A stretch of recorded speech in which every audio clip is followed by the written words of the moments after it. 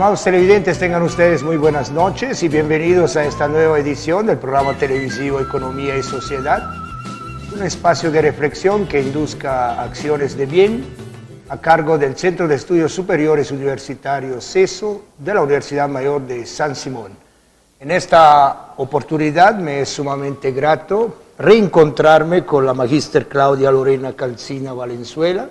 Ella es licenciada en Pedagogía Social y realizó una maestría en Género, Identidad y Ciudadanía en la Universidad de Cádiz, en España. Estimada Claudia, muchísimas gracias por estar nuevamente en el programa. Gracias a ti, Silvano. Creo que nuestras conversas son imprescindibles y más aún estar aquí en Economía y Sociedad. Bueno, el día de hoy vamos a conversar con Claudia de feminismo. Es un programa que, digamos, vamos a utilizarlo para conocer datos generales de este movimiento, si lo podemos llamar así, y seguramente en una segunda instancia vamos a tener un encuentro para dialogar sobre el feminismo, pero quizás más a detalles. Así que para un poco empezar, el feminismo, ¿cómo lo ves, Claudia? ¿Es un movimiento, una reivindicación, una corriente de pensamiento, un planteamiento teórico, una práctica política, en fin, una filosofía de vida?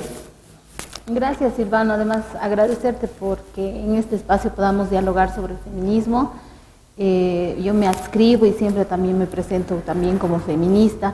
Y al respecto de tu pregunta, para mí sí es teoría, es práctica plural, es movimiento social, es acción social, cultural, política y sobre todo, como bien decías también, una filosofía de vida, una práctica cotidiana, porque considero que también el feminismo pasa por el cuerpo, ¿no? Entonces, creo que todavía hay una serie de prejuicios en torno a lo que es el feminismo, pero sin embargo yo creo que hablar de feminismo es reconocer también esta transhistoricidad que ha tenido y cómo a lo largo de los años ha logrado un conjunto de reivindicaciones, ha creado conceptos.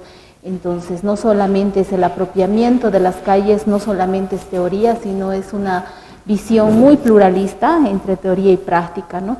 Y esto de también la filosofía de vida, ¿no? Yo personalmente también te comento que he descubierto el feminismo cuando tenía 18 años, leyendo un texto fabuloso de Marcela Lagarde sobre identidad de género, y a partir de ese entonces es que en mi cotidiano voy cuestionando también un sinfín de cosas, ¿no? que atravieso a partir del cuerpo, pero también a partir de lo que voy leyendo y el contacto con las y los otros. Bueno, yo sé que la historia del feminismo es una historia compleja, con sus etapas, una genealogía especial, pero brevemente, ¿cómo y por qué surge el feminismo? Bien, algo más que me olvidaba y que sí quería decir al respecto de la primera pregunta, pero luego voy con tu segunda pregunta. Es una frase que dijo Victoria Sau, que es una feminista española, que dice: las mujeres ocupadas en hacer feminismo se ocuparon muy poco de definirlo, ¿no? Entonces creo que también es importante esa puntualización cuando nos podemos a reflexionar en torno al concepto mismo de feminismo. Y en este hacer, en esta práctica, creo que es importante también, en lo personal yo considero, como muchas autoras, me adscribo a esa idea de que aún sin nombre ha existido el feminismo, ¿no? ¿Por qué? Porque si hacemos un análisis de lo que es la opresión de las mujeres en diferentes culturas, en diferentes momentos, hay autoras que han trabajado sobre esto que es el patriarcado y han identificado que en diferentes culturas ha habido siempre un mito fundante a partir del cual se ha sentado la subordinación de las mujeres, ¿no? Podemos dar como ejemplo en el caso de la matriz judeocristiana, el caso de Adán y Eva, por ejemplo, ¿no? Y lo que significa en términos simbólicos, y a partir de ello se puede decir que este feminismo sin nombre ha sido a partir de mujeres que tal vez a título individual en diferentes épocas de la historia han reivindicado esto, ¿no? Han denunciado esta opresión, además que han hecho un aporte que gracias a las historiadoras feministas también se recoge, ¿no? O sea, si hablamos de Juana de Arco, si hablamos de Hipatia en Grecia, si hablamos de por ejemplo, Cristina Pizán, que hace un libro, La ciudad de las damas, en plena Edad Media. Entonces hay un sinfín de mujeres que, como te decía, se visibilizan gracias a las mujeres, a las feministas historiadoras, que han denunciado esta opresión, esta desigualdad. Entonces, de ahí podemos decir que hay un feminismo premoderno, pero desde luego sin el ánimo de decir que el feminismo nació en Francia y es occidental. Sí podemos decir que como movimiento colectivo, con agenda, surge o es el hijo no deseado de la Revolución Francesa, ¿no? De hecho, hay autoras que lo denominan así, ¿no? Porque en un momento en el que se enaltecían todos estos valores de libertad, de igualdad, de fraternidad, es que se excluye a las mujeres de esta ciudadanía por su sexo, ¿no?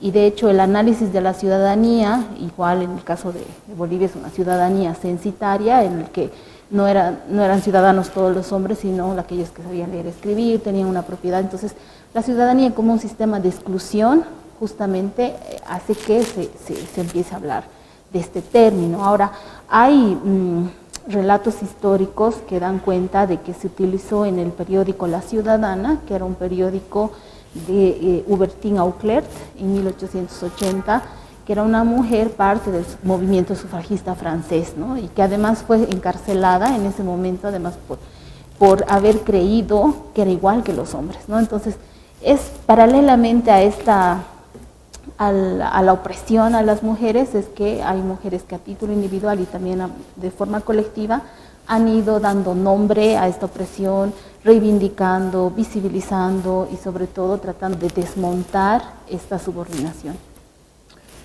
Bueno, ¿qué ha logrado el feminismo gracias a su presencia activa en los quehaceres de la humanidad?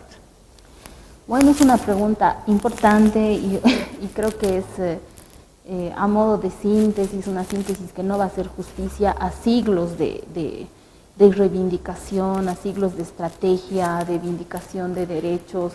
Además, en el marco de esto que te decía, de este pluralismo, porque no podemos decir que es algo heterogéneo, algo homogéneo, en todo caso, algo como movimiento feminismo, incluso hasta ahora hay un sinfín de disputas desde los feminismos, ¿no? Desde incluso la definición del sujeto político y demás, ¿no?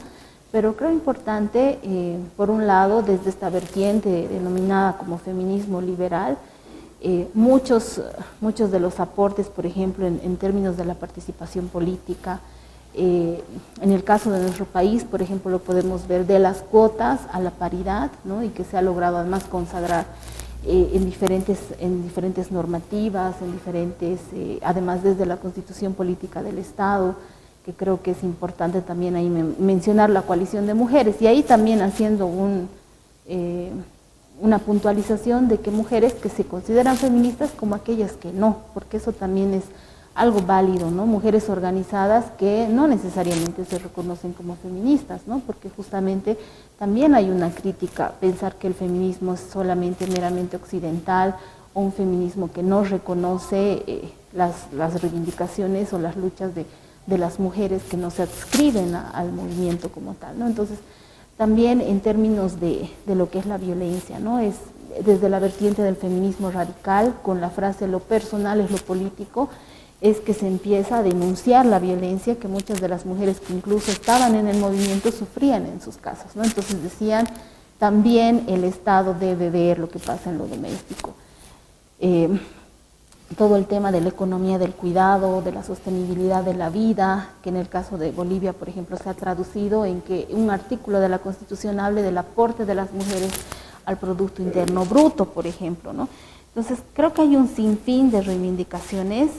Las primeras feministas, en el caso de Latinoamérica, mujeres maestras, que han logrado que se empiece a visibilizar en el marco del Sistema Universal de Derechos Humanos, en la Declaración Universal de Derechos Humanos, además con mujeres de diferentes latitudes del mundo, las pocas que estaban en ese espacio que era de predominio masculino, han logrado que se enuncie que las mujeres también eran humanas, ¿no? O sea, el hecho además, ¿no? O sea, de decirlo con el lenguaje, ¿no? Que es también otra de las vindicaciones feministas. Y a partir de eso también en la región se ha logrado que desde el sistema interamericano se consagre en instrumentos internacionales como la Convención Belém do Pará, que es justamente la CEDAW, y que se empieza a hablar, además de que la violencia hacia las mujeres es una violación a los derechos humanos, ¿no? Entonces, creo que hay un sinfín de aportes desde los diferentes feminismos en este marco de pluralidad, la igualdad salarial, el mercado, en el mercado laboral, términos como la división sexual del trabajo, por ejemplo, la plusvalía del amor, las feministas marxistas que han hablado bastante de esto, por ejemplo, autoras que en este momento también trabajan el tema del amor romántico. Entonces creo que hay un sinfín de aportes, ¿no? Incluso en la epistemología, en la construcción de la ciencia, en cuestionar el androcentrismo de la ciencia y de cómo se construye conocimiento científico. Las feministas, además poscoloniales, que van denunciando también otros sistemas de opresión, además del patriarcado, que tienen que ver con el racismo, con la matriz colonial. Entonces, son muchos los debates, además, que siguen ahora en mesa de discusión, ¿no? Más allá de los logros, bueno, seguramente falta mucho por alcanzar, y eso justificaría la vigencia del feminismo. Aunque nos has explicado muy bien que desde el concepto mismo no es algo estático, sino que va a ir cambiando acorde un poco a las necesidades que van surgiendo dentro de la sociedad desde una visión, digamos, feminista. Pero, ¿qué es lo que falta para alcanzar? Sí, es importante también ponernos a pensar en eso. Yo siempre digo que es importante ver el camino que se ha avanzado, ¿no? Ver el camino que se ha recorrido, las estrategias, y siempre tratando de hacer una lectura que no sea anacrónica, ¿no? Porque si bien ahora se puede criticar mucho de algunos feminismos, ¿no? Por su corte liberal, o por haberse abocado a la igualdad entre hombres y mujeres, pero no ver la raíz del problema, o un sinfín de críticas, creo que es importante también, así como ver el camino que hemos recorrido, también ver lo que falta por recorrer, ¿no? El camino, el horizonte, porque en realidad también uno de los prejuicios en torno al feminismo es que únicamente busca privilegios para las mujeres, como si de privilegios se tratara, cuando no es así. Y de hecho todos los cambios, hablando de lo que mencionaba respecto a tu pregunta anterior, todos los cambios, toda esta transformación social, no es solamente un impacto, no solamente genera impactos en el conjunto de mujeres, sino en el conjunto de la sociedad, porque si hablamos de paridad, estamos hablando de democracia plural, de una democracia paritaria que tiene que ver con justicia social, con equidad. Entonces, estas transformaciones se traducen en una sociedad mejor. Si hablamos de la violencia, lo propio, ¿no? Entonces yo creo que así como ha habido tantos avances, sobre todo quizás el fundamental ha sido, a pesar de cuestionar que el Estado también es patriarcal, se ha logrado un conjunto de normativas, de leyes para garantizar esta efectivo ejercicio pleno de los derechos, ¿no? Sin embargo, todavía falta calar en la sociedad, ¿no? ¿Por qué sigue habiendo feminicidios? ¿Por qué sigue habiendo además violencia, ¿no? Y creo que es importante ahí también el rol de los hombres, por ejemplo, ¿no? En cuestionar sus privilegios.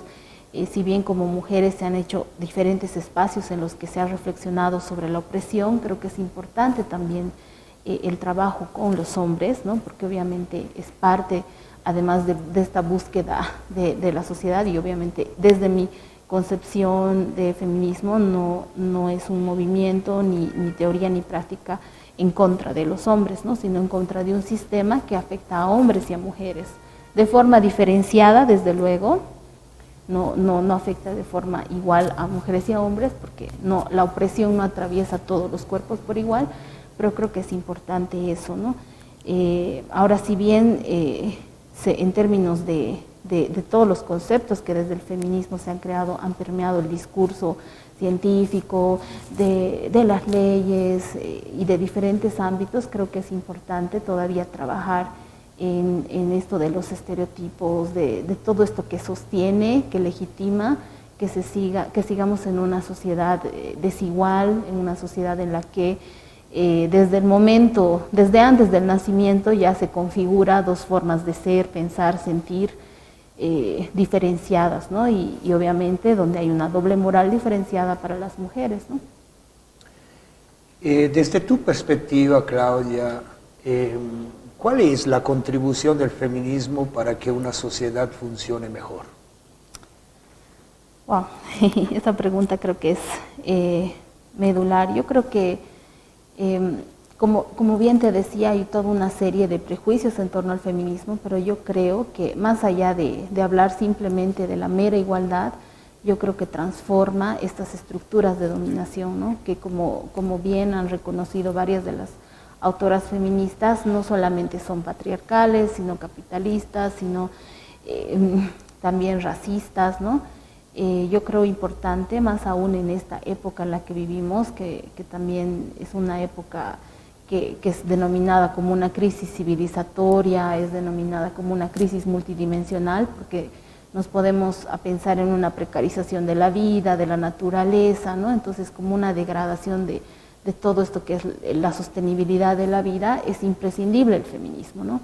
Porque justamente cuestiona esto, quiere desmontar, si se quiere, toda esta estructura de dominación, poniendo en mesa de debate estos temas, tal vez desde una vertiente, como ya te decía, liberal, viendo normativas que permitan además cuestionar esto, pero también a partir de esto que es lo cotidiano, ¿no? Y de lo que cada una y uno de nosotros nos podemos cuestionar. Entonces, creo que es importante esta agenda, ¿no? Y es que por eso, más que nunca, porque también considero que estamos, además de esta crisis civilizatoria, es un momento también en el que surge un movimiento también antiderechos, ¿no? Respecto también a cuestionar y denominar de una forma errónea, estar en contra de la ideología de género o los movimientos con mis hijos no te metas y demás. Creo que no entienden de repente lo que en realidad implica el feminismo y todo lo que es en tanto teoría, en tanto práctica, en tanto reivindicación de derechos. Y creo más que nunca que es imprescindible que se siga reflexionando desde la pluralidad de los feminismos, de todos estos problemas que atravesamos en la región y desde luego en Bolivia, ¿no? Como que hay un enemigo común que define ciertas formas de vida, ciertos sistemas, y que invisibiliza ciertos aspectos que deberíamos atacar juntos, el hombre, la mujer, y sin embargo, bueno, parece que nos desviamos por ahí. Y bueno, para llegar también al segundo elemento de nuestro programa, la economía. Bueno, he escuchado hablar de economía del cuidado, he escuchado hablar de ecofeminismo, seguro que sí. Claudia, ¿el feminismo aporta nuevas visiones para una mejor economía? Sí, creo que justamente parte del aporte conceptual, teórico que hace el feminismo es hablar, por ejemplo, del cuidado, que también mejor denominaríamos la sostenibilidad de la vida, ¿no? Hay un libro, ahora no recuerdo la autora, pero es Quién cocinaba la cena para Adam Smith, ¿no? Que lo has debido ver. Entonces justamente es parte también de una vertiente de los feminismos que se empieza a reivindicar todo lo que es el tema del cuidado, ¿no? Como el trabajo que permite otros trabajos, ¿no? Y ahí creo que tenemos una agenda pendiente en el caso boliviano y quizás también latinoamericano, porque si bien hemos avanzado en términos de políticas públicas en lo que es la violencia de género, la violencia machista, también en términos de paridad, en participación política, creo que es una agenda pendiente que si bien se ha instalado en el marco constitucional, falta todavía trabajar, ¿no? No se ha hecho todavía, si bien diferentes instituciones, organizaciones han trabajado en esta cuantificación y el aporte de las mujeres en términos del cuidado, quizás hace falta desde desde el INE tener estos datos más precisos y tener la noción, no solamente que quede en términos enunciativos en la Constitución, de que las mujeres aportan al PIB, ¿no? Sino más bien esto. Y creo que ahí desde el feminismo se ha aportado bastante porque se ha trabajado en instalar esto en el debate.